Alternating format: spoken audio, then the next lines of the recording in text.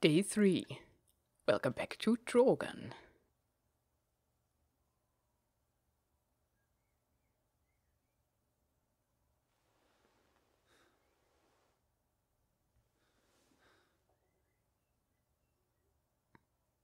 Lissie? She's not here.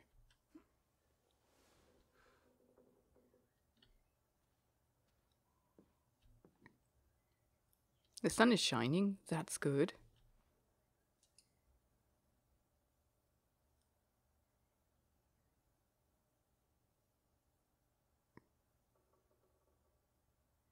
Okay. The look in the mirror. Good, still us. Don't know what I expect here, but I have to check.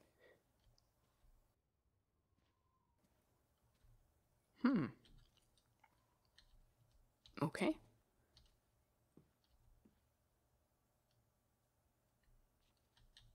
Nothing changed here.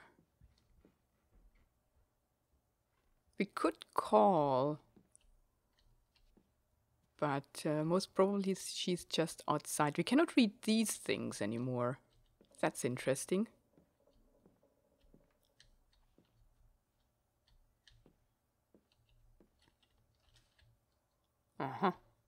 Wait, it's 1 o'clock? It's not in the morning at all.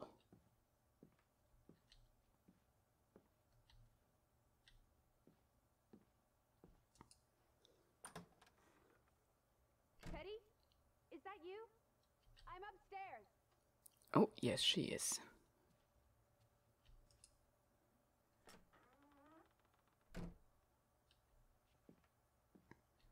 Where does that lead to? That little door. Most probably some kind of food storage, right? I'm not familiar with Norwegian houses. But that would be reasonable, at least.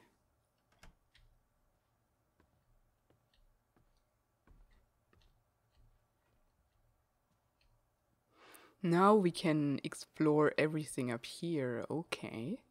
I see. Where's she? In here. She's in here.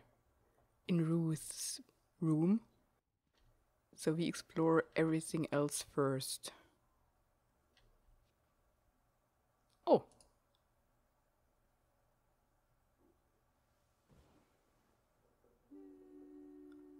We draw the bed.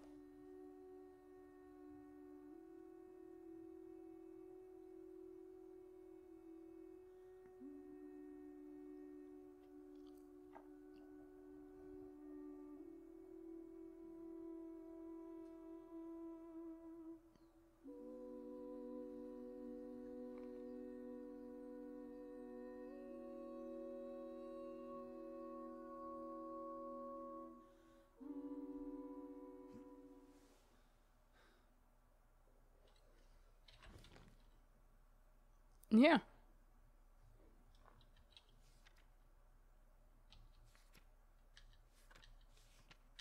That's cool.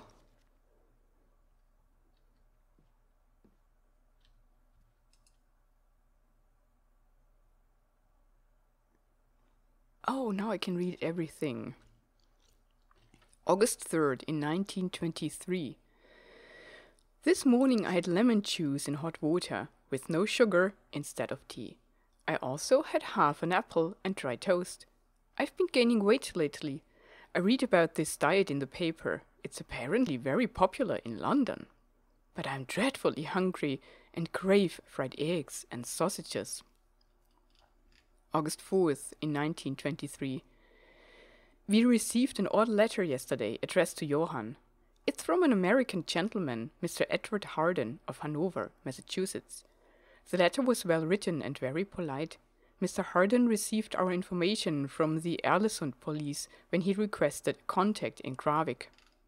I do wonder why they gave him Johann's name and not Frederick's. Perhaps because our dear Margaret is no longer with us, and I am better prepared to respond in English than Frederick. Mr. Harden inquired about his sister, Elizabeth Harden, who is traveling on her own. Apparently she's a journalist. Imagine that, crossing the Atlantic Ocean to write about Norway. It sounds wonderful. The letter said Elizabeth telegraphed her brother from Ålesund to inform him that she planned to visit Kravik.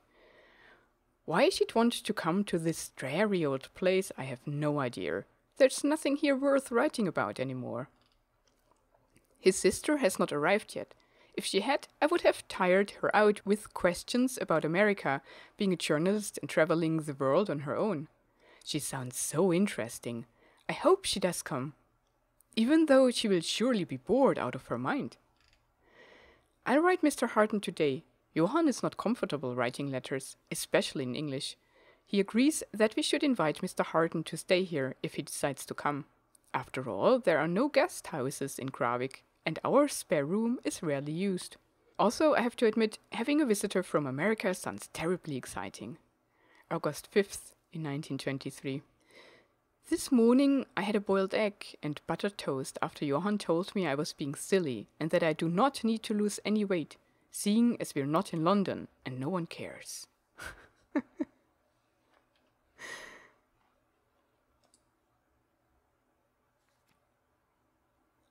Oh, it's full. I wrote Mr. Harden to invite him to stay at the house if he decides to come. I'm terribly excited. I do worry for his sister. I wonder where she could be. August 9th, in 1923.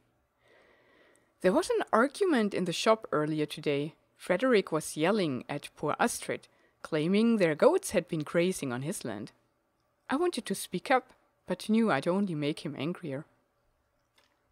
August 10th, in 1923. Johan went across the fjord this morning to purchase some necessities, including new fabrics, and to pick up the post. The letters have been piling up in the store. I sometimes worry the world has completely forgotten about us. August 17th, in 1923. I finished another dress today. This one is for myself. There are no customers anymore. No one here needs another dress, and it's been ages since we visited the city. I hardly know anyone there, and who would want their dresses made in Kravik when they can have one tailored in Ålesund? I feel lonely today. I miss my dear Margaret so much after all these years. August 20th, in 1923. I think Ruth is hiding something from me. She's been awfully secretive. She goes off on her own even more than usual, and her clothes are filthy. I don't mind her playing and exploring, of course. I always did regret Margaret and I not being allowed to run free when we were little. Ruth says she's just looking for flowers and pretty rocks. I shouldn't worry so much. August 21st, in 1923. Simon stopped by today with a gift for Ruth, a whole bar of chocolate. He's a sweet boy, but Frederick would be furious if he knew. August 22nd, in 1923. I asked Ruth if she plays up by Frederick's farm or near the old mine. She promised she doesn't. I've never had reason not to trust her, but I still feel she's hiding something from me.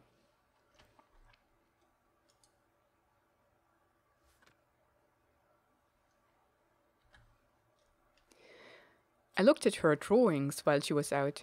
She's got such an imagination. September 5th, in 1923.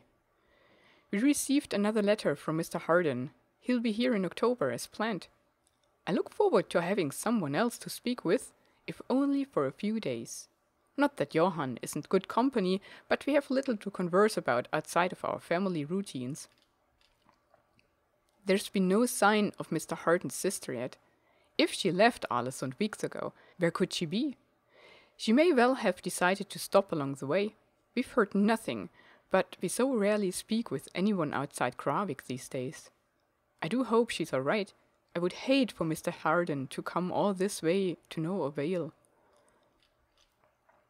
Ruth is still being secretive. I know she's hiding something. One of these days I will follow her. September 9th, in 1923. No church service again today. The vicar hasn't been back since the memorial service in July. Johan believes he won't be back and that he has given up on Kravik, like everyone else. I think I'm coming down with a cold. September 15th in 1923. Someone damaged our boat during the night. That's the third one this month. Johann suspects Frederick, of course. I fear something is bubbling to the surface again after all these years. I'm not at all feeling well and spent most of yesterday and today in bed. Ruth was sweet and brought me potato soup and tea with honey and milk. September 18th in 1923. She has left us. Our dearest Ruth is gone. I cannot believe it was Simon's doing. He too is now gone, and with him all hope Gravik had left in it. Interesting. I think we learned two things here. Or I don't know if we knew already, that Margaret is actually dead, the wife of Frederick and the sister of her, and the exact date of Ruth's death, September 18th. Or, I mean, in between, right? Could be the 16th or 17th. That's just where she wrote down the entry. But most probably it's the 18th. So that's interesting. Yeah, did we know that Margaret was dead? Maybe. Who are you? We played that already? Huh.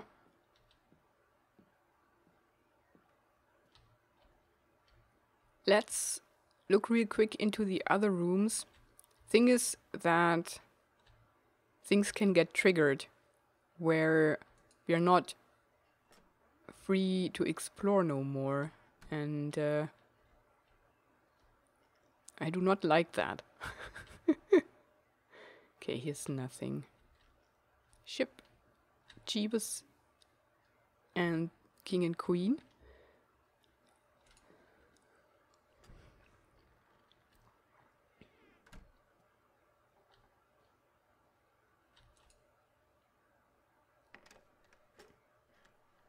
And that one's closed.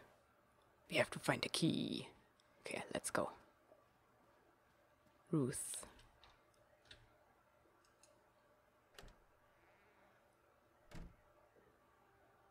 This is her room. Are you paying attention? Ruth. Can you imagine?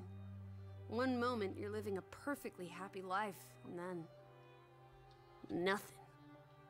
Darkness. Forever and ever. Maybe there's something here that can tell us what happened to her. This is a waste of my time. We might be the only ones left to tell her story, Edward. You're just being melodramatic. Well, it is interesting. I'll help you look. Oh, it's behind her. Okay. Are these? No, these are not different drawings. We already saw them. Okay, cool. Ruth was an artist. This is very primitive. Have you ever met a child, Edward? She wasn't Monet, she was 8. This must be the village church. That's Ruth and her family on one side of the aisle. Simon and his father on the other. A community divided. Yeah, we expected that much. So we were right on the part that Simon and Ruth were friends, or even more, I don't know. And Frederick didn't like that. And here his wife is already dead? No, she's there. Right? Margaret? He's just looking grim, but she has the hand on Simon's shoulder. She found something. Where's that supposed to be? A cave. Or the... Mine. It could be. But what did she find? something important enough to draw. A treasure. It's a treasure chest. Very obviously. Draugen. Hey, the undead monster from those folk tales you read. What an odd book for a child to have. I don't know. Children love scary stories. This looks interesting. Read some of it to me, please. She can't read? I'm getting the weird feeling that she's not actually here. And that it's just our inner monologue that we're having with somebody that we imagine to be here, because it's so weird, right? She doesn't have a suitcase, she doesn't have things in our suitcase, she can't actually do anything, like reading or taking something. She's touching it though. Barely. No, she doesn't. So,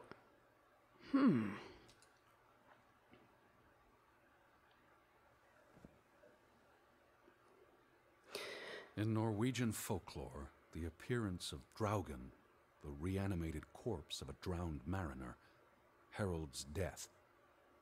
Draugen haunts the black seas in a shattered boat. The beast has a man's body and wears a sou'wester, but instead of a head, there is tangled seaweed, and the revenant's chilling cry freezes mortal blood to ice. Draugen has the power to enter the dreams of the living. If you wake from such a dream, you have been spared, though someone close to you... That's enough of that. It's nonsense, of course. Not something a child should be reading. Do you think Draugen took our boat? Maybe he's out there, on the fjord, waiting for nightfall so he can return to shore. No. And maybe. your soul lacks poetry, Edward Charles Harden. I pity you. Yeah, but something, I think it says someone close to you will have died or something. That must be Ruth and Simon's fathers. Perhaps. They weren't on the best of terms. They look like they want to kill each other. To a child, maybe it looked worse than it was. Children are more insightful than you give them credit for, Teddy Bear.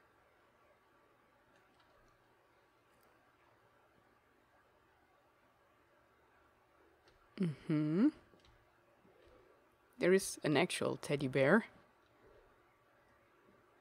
She's a tiny She bit. made her bed that morning. Before she... Or her parents did. It doesn't matter. It tells us nothing. Why are you like this today? Betty's not the only person in the world that matters. She matters the most to me. Ain't that the truth? I wonder why she hates her so much. Or why she is jealous.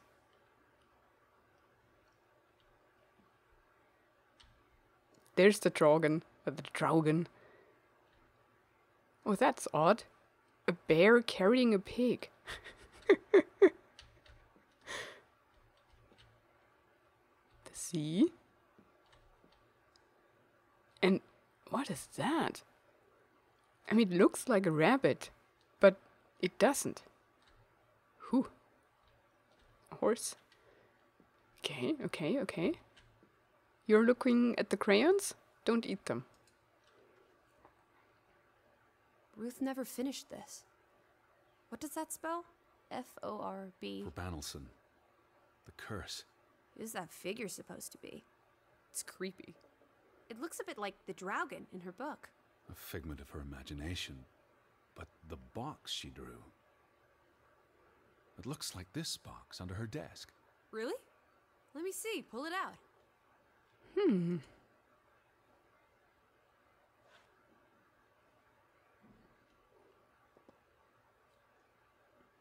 Is it the treasure?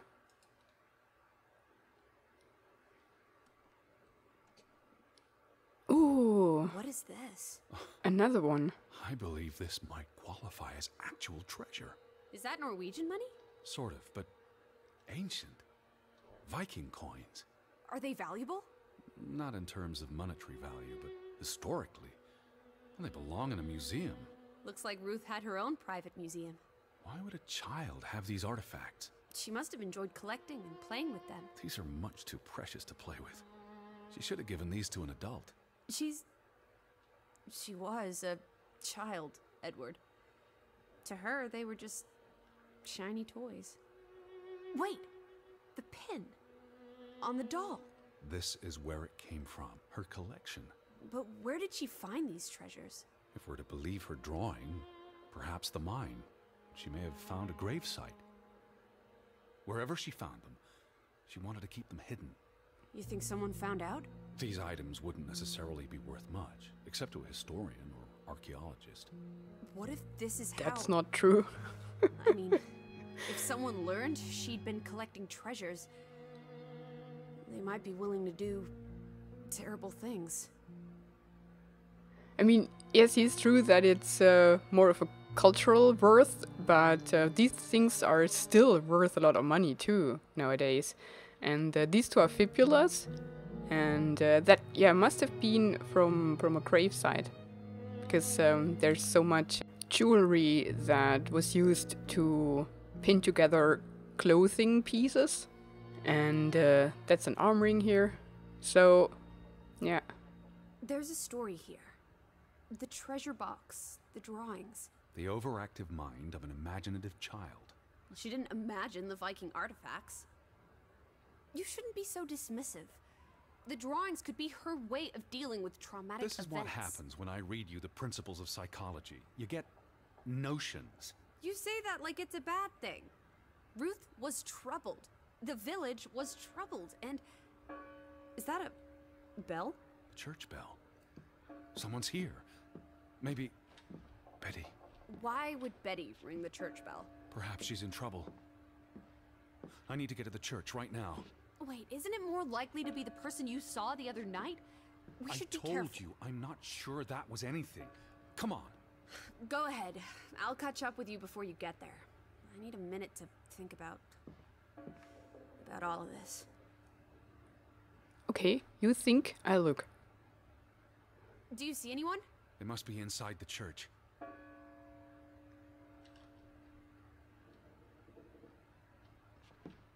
So just run there?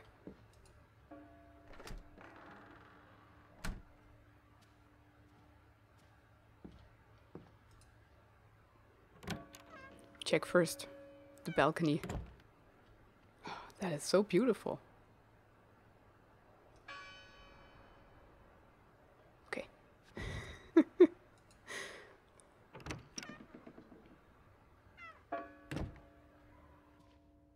She actually stays there?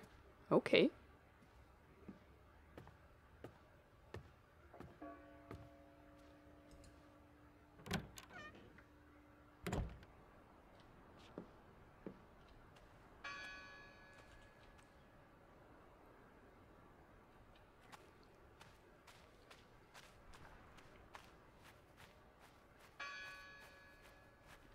Lissie! Okay, it still works. You can just call her. What I want to do is going down and explore the other side of town that we missed out on. Because now we seem to be free to roam around.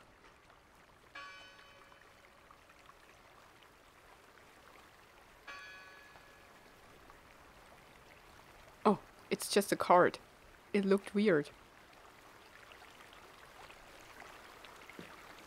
Oh no, there are no... Oh, dang. This is so mean. Did we miss the only chance to read these things?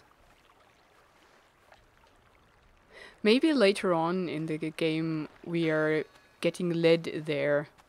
At the moment we cannot explore anything. So the game really wants us to get up to the church. We couldn't access the church from here. I think we have to go through that gate. We can still sit down and stuff, but can't do anything else.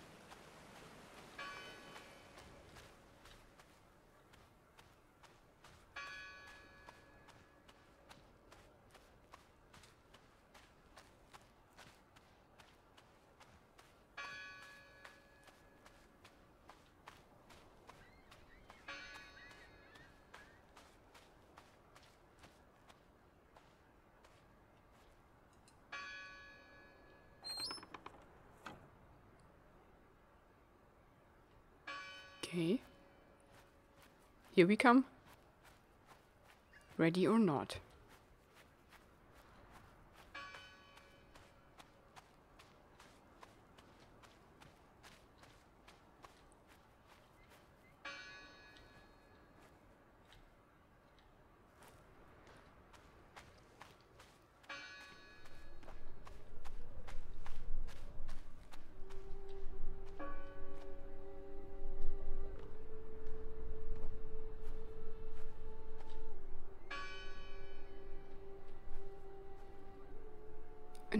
notice. That's the memorial for the dead miners. Another card. July 24th. Memorial service. A commemoration of the accident at the mine this past summer. No services after that.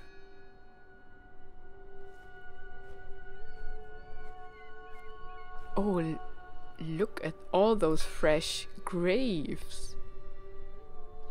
Uh-oh. Is that all of town buried here?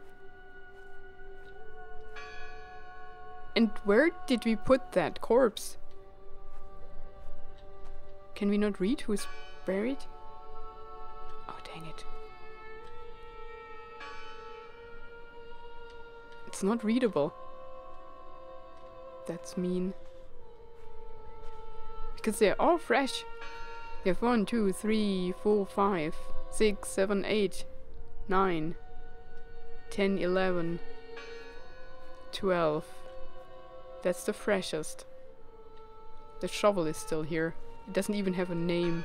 Oh, that might be the corpse that we buried. All these fresh graves. There she is. Do you think that maybe No. Betty... I'd know. But You wouldn't understand. Elizabeth and I, we have a bond. God, Edward.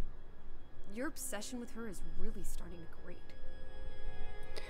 Obsession? I mean, if it is our sister, we don't have an obsession, we are just worried, right? Such a weird thing to say. Maybe she's dead too? Like our mother?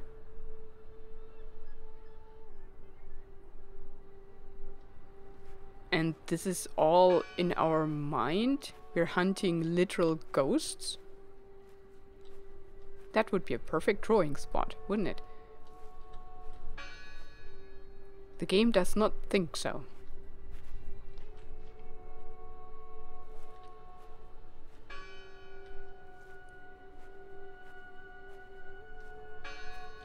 Okay, let's get in there. It's barred. That is so weird. But it is a beautiful church. I like these wooden churches. Okay. Why board up a church? Yeah. To keep the ghosts from escaping? Regardless of how they got past the boards, there's someone in there. Not sure. Oh, can go around. Who did this? Someone had lost their faith. Gone fishing? God is not here. Well, of course he isn't. You won't find God in a church. God is the wind in the trees, the grass between your toes, the brook that runs That's through. nature, not God. Can you peek through the boards?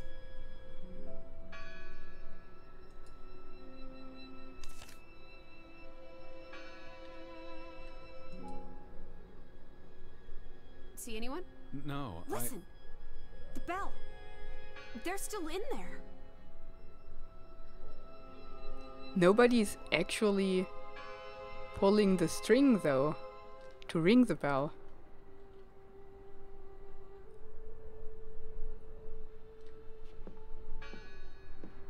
We can go around.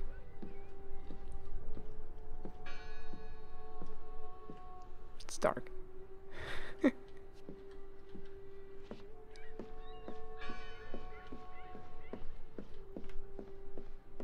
Ooh. No. Okay. Well, that won't help, but let's Hello? call. I heard the bell. This is giving me I'm the here to help. heebie-jeebies. These boards look flimsy enough to break. Do it.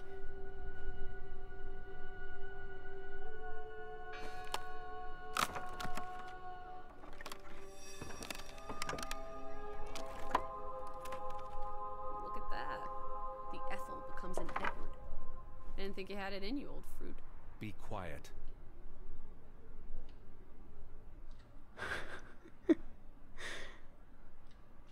Betty?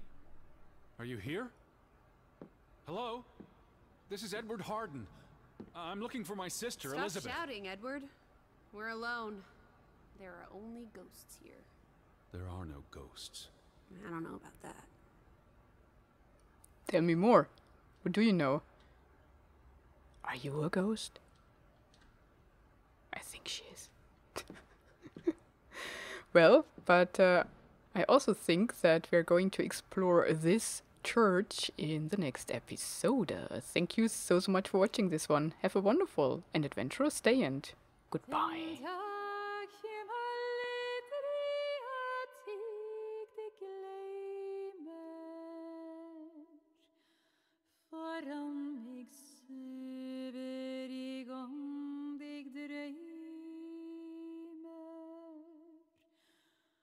Om natt och dag